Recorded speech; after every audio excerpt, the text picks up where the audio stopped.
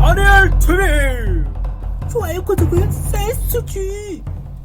커피의 본 고장 강릉, 한국의 대표 휴양지를 알 수 있죠. 저는 올여름 인생의 세 번째 네일로 티켓을 구매해 전동 킥보드를 타고 기차 여행을 다녀왔습니다. 강릉, 그곳은 정말 매력적인 곳이었습니다. 여러분도 함께 떠나실래요?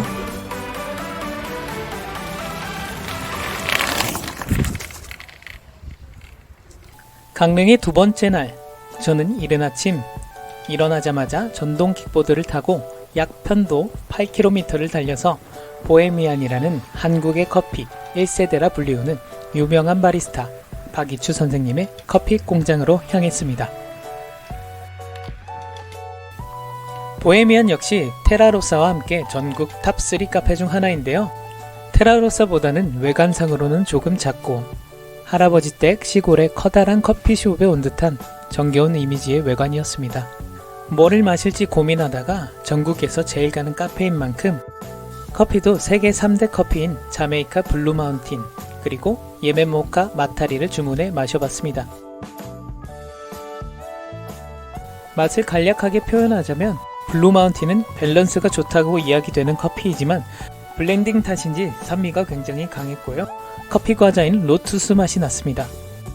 예멘 모카 마타리 같은 경우에는 특유의 초콜릿 향이 매력이라 불리우는 커피인데 마셔보니 초콜릿이라 표현하는 맛을 알 것 같지만 일반 사람들이 마셨을 때 이게 무슨 초콜릿이야 라고 생각할 것 같은 맛이었는데요. 카페에서 흔히 마시는 카페 모카는 예멘 모카 마타리의 특유의 맛을 흉내내고자 만들어지게 됐다고 해요. 보헤미안 커피 시음이 끝나고 편도 약 7km를 달려 드라마 도깨비 촬영지인 주문진 항에 도착했습니다. 딱히 주문진에서 혼자서 할 수 있는 것은 없고 워낙 유명한 장소인지라 사진 한 장 찍고 왔습니다. 이렇게요. 주문진 항에는 수산시장이 꽤나 크게 늘어서 있었는데요. 바다에 왔으니 회도 먹고 싶지만 저는 혼자 왔기에 사진만 남기고 돌아갑니다.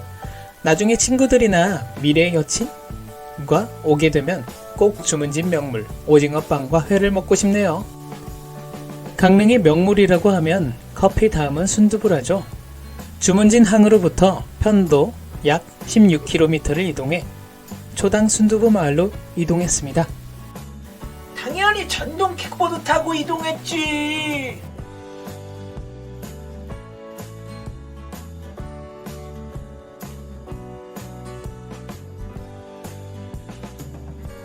저는 네이버 검색을 하니 가장 유명한 곳으로 보이는 초당 할머니 순두부에서 2시간을 기다려 식사를 할 수 있었는데요. 당일 벌써 배터리판 이상은 사용했으니 이렇게 식사 줄 대기 및 식사 시간 동안은 바로 뒤편에 있는 카페에서 시원하게 기다리며 2시간 이상 킥보드를 충전해줬습니다. 저는 얼큰 제복 순두부를 주문했습니다. 순두부 백반을 시키면 순두부찌개는 나오지 않는다 해서 얼큰 제복 순두부를 시켰어요. 우와, 맛있겠다. 이야, 정말 보기만 해도 맛있어 보이지 않습니까? 저는 이 맛을 알기 때문에 보기만 해도 맛있는 향미가 느껴지며 군침이 도네요. 보시다시피 밑반찬도 충분히 주셔서 상위가 참 푸짐하죠. 양도 혼자 먹기에 배불리 먹을 수 있는 양이었습니다. 만약 부족하다면 공깃밥만 한 그릇 추가하면 배불! 순두부는 수제 순두부라 다른지 이곳의 순두부는 식감이 굉장히 쫀득쫀득하고 작게 오돌토돌 씹히는 맛이 느껴지는 편입니다. 그리고 밑반찬의 김치는 처음 딱 먹고 아 맛있다 느낌보다는 싱겁네 라는 생각이 들면서도 뭔가 맛은 깊은 듯한 느낌이 있었습니다. 그래서 질리지 않고 무난히 김치가 잘 들어가더군요. 찌개 안에 조개가 해감이 좀 덜 되어 있지만 맛은 정말 끝내줬습니다. 근데 양이 너무 많아 못 먹겠더라고요. 아주 핥아먹었어. 다음은 전국 3대 커피숍 중 하나인 커퍼커피입니다. 커퍼커피에서 대한민국 최초로 커피 박물관을 개관했는데요. 강릉 왕산골 강릉커피 박물관에 이어 경포대 도심 속에서도 커피커퍼 박물관이 있습니다. 커피커퍼의 본사이기도 하죠. 외국의 커피 매니아들도 놀랄만한 커피 관련 도구들도 여럿 전시되어 있다고 합니다. 이곳 박물관은 관람 가능한 층이 총 4개입니다. 1층부터 5층까지로 5층부터 내려가면서 함께 보시죠. 박물관의 입장료는 성인 기준 8,000원으로 400년의 역사를 지닌 세계 각국의 커피 추출 도구는 물론 로스터, 그라인더 또한 한자리에서 볼 수 있으며 커피 추출의 기본 지식이 되는 커피 역사, 유래 등을 이곳에서 눈으로 보고 느낄 수가 있습니다. 2층에 커피, 음료 등을 무료로 시음할 수 있는 공간이 마련되어 있어요. 1층에는 커피 카페가 위치해 있어 편안히 쉴 수 있는 공간이 마련되어 있습니다. 박물관 견학을 마치고 약 5km를 이동해 안목커피거리 커피커퍼 본점 1호점에 왔습니다. 이곳에서는 세계 3대 커피인 하와이안 코나 커피를 시켜 마셨습니다. 이곳은 2장 분량인 커피 300ml를 내려줘서 커피 양으로 아쉬움 없이 맛있게 잘 마셨습니다. 하와이안 코나는 밸런스가 굉장히 좋아서 어느 하나의 맛이 확 튀는 것 없이 깔끔했던 게 특징이었습니다. 커피커퍼의 인테리어는 오래전에 인테리어를 고집한다고 하는데요. 그래서인지 솔직하게 세련된 느낌은 없습니다. 또한 인테리어에 반고흐 그림이 들어간 소품이 굉장히 많은 게 특징입니다. 찻잔도 그렇네요. 반고흐는 세계 3대 커피인 예멘모카 마타리를 좋아했다죠. 카페거리 뒤편에 있는 순두부 젤라또 2호점입니다. 2호점이 1호점보다 규모가 훨씬 큰데요. 대표적인 메뉴 순두부 젤라또가 4,000원으로 그 외에 인절미, 녹차 등 다양한 메뉴가 있는데 모두 맛있습니다. 저는 순두부찌개를 먹은 배가 소화가 안 돼서 대표적인 메뉴 순두부 젤라또만 하나 시켜 먹었습니다. 순두부 젤라또 2호점은 총 5층까지 있는데 5층이 루프탑입니다.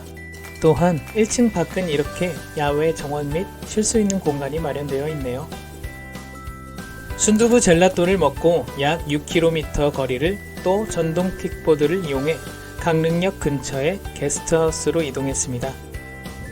다음날 이른 아침 6시 40분 기차를 타고 이동해야 하는 일정이었는데요. 이게 무궁화호 첫 차이자 막차였기 때문에 선택의 여지가 없었습니다. 그래서 이동의 편의를 위해 강릉역 근처의 게스트하우스를 찾아 들어갔습니다.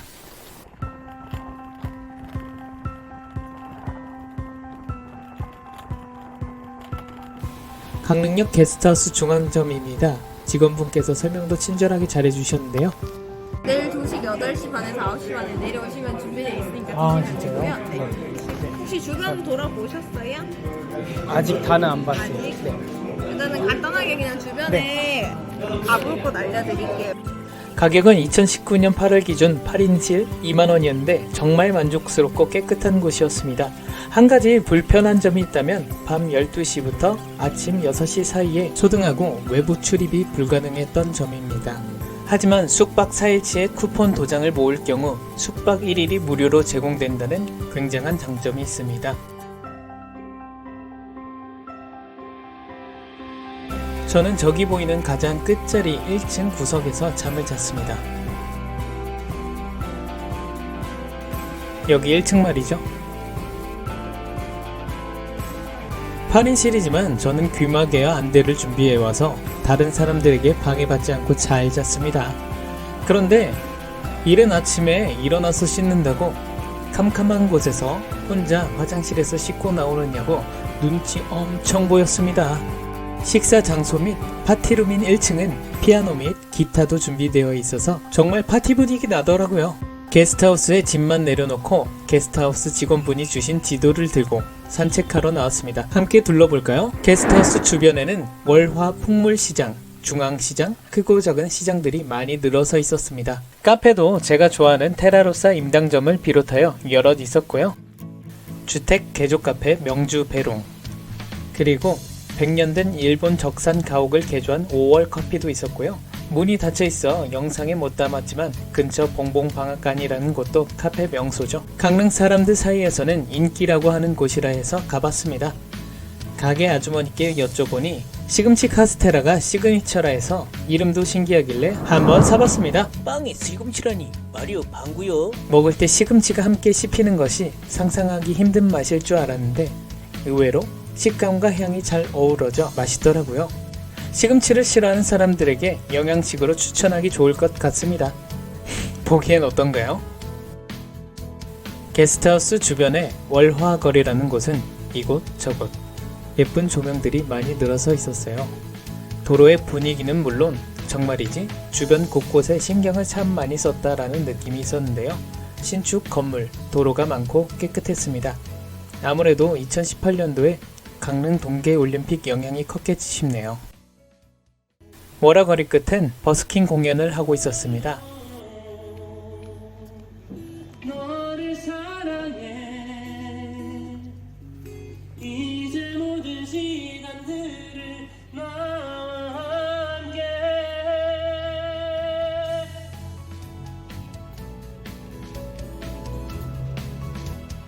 버스킹 공연을 감상하다가 안타깝게도 비가 오는 바람에 발길을 돌리게 되었습니다. 저는 그렇게 다시 게스트하우스로 돌아가 제법 길었던 하루를 마무리했습니다.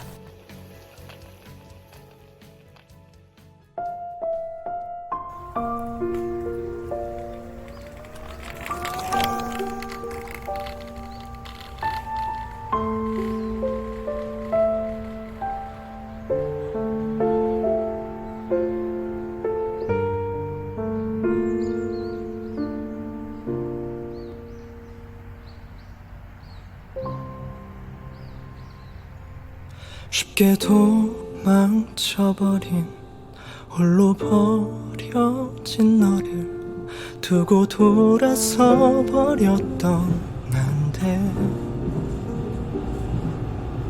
아픈 상처 안에서 괜찮은 듯 버티면 너는 또 하루를 살고 있겠지. 그렇게 이기적인 나인데 미안하다는 그 한마디로 너에게 돌아와 달라고 어떻게 그렇게 말해. 다시 와달라고 어떻게 그렇게 말해.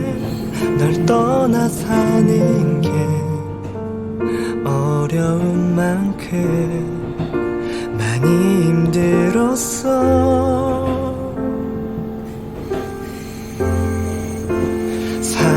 사랑한다고 어떻게 그렇게 말해. 이별은 너무도 난 어려운데 이런 못난 나를 받아줄 수 없니.